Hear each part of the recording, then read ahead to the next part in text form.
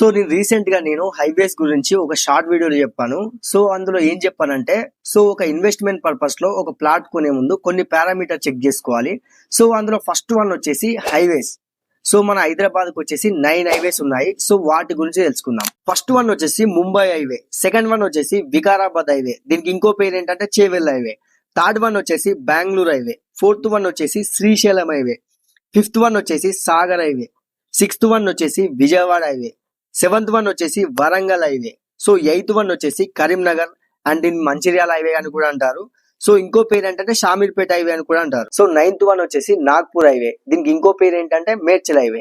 So ఈ 9 highways గురించి complete details clear గా ఎక్స్ప్లెయిన్ చేస్తాను.